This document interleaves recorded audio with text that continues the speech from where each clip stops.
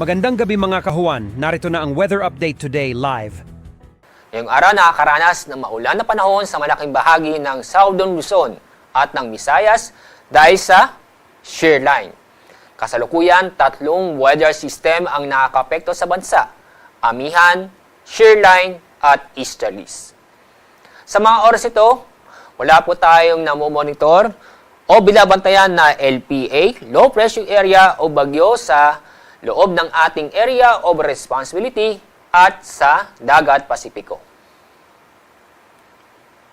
Dahil sa patuloy umiiral o nakakapekto ang shear line sa Southern Luzon at ganoon din sa Visayas, inaasahan pa rin tayo mula ngayon hanggang bukas ng hapon ng malalakas na pag-ulan.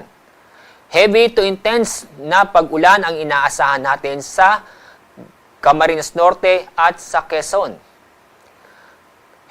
Moderate to heavy rains naman ang inaasahan sa Bulacan, Rizal, Laguna, ganoon din sa Batangas, Oriental Mindoro, Camarines Sur, Albay, Sorsogon at Catanduanes.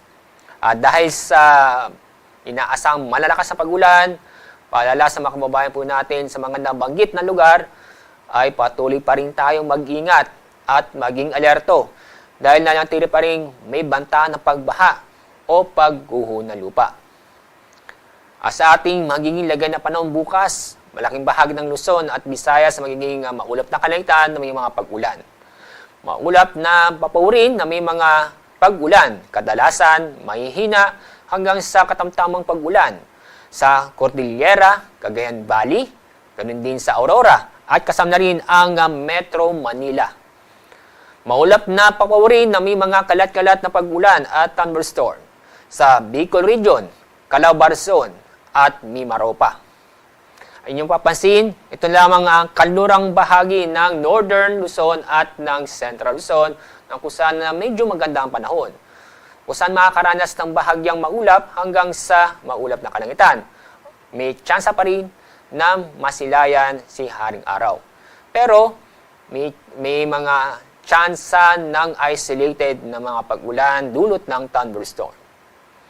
Dako tayo sa Visayas at Mindanao dahil sa epekto ng shear line at easterlies.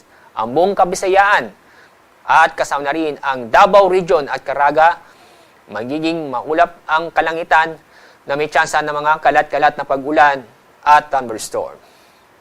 Sa lalabing bahagi ng Mindanao, fair weather po tayo, pero may isolated na mga pag-ulan dahil sa mga localized thunderstorm.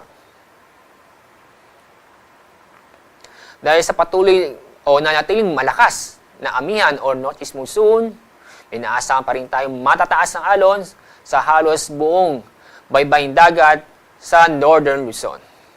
Kung saan ang taas ng alon ay halos aabot ng 6 na metro. Kaya paalala sa mga kababayan po natin na nagbabalak pumalaw sa mga lugar nito, wag muna dahil sa matataas ng alon at para rin sa ating kaligtasan. Ang araw po lulubog mamaya pong 5:58 ng hapon. Bukas, ang araw sisikat sa ganap na 6:23 ng umaga.